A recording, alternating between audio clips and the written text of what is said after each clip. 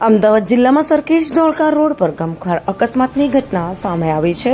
આજરોજ તારીખ 15/5/2026ના રોજ બપોરે અંદાજે 12:45 વાગ્યાના સમયે કાવ્યા સુનિલ પંડ્યા રહેવાસી ભૂમિકા એપાર્ટમેન્ટ ગીરા પાર્ક સામે વિજલપુર અમદાવાદ પોતાની એક્ટિવા લઈને રાય યુનિવર્સિટી ચલોડા ધોળકા તરફ જઈ રહ્યા હતા।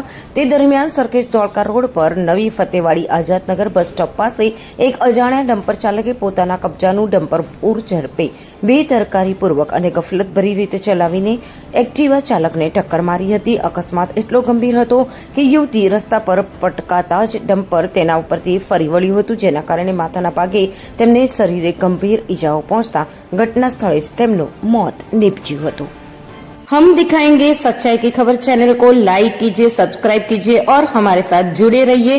हम दिखाएंगे आपको सच्चाई की खबर।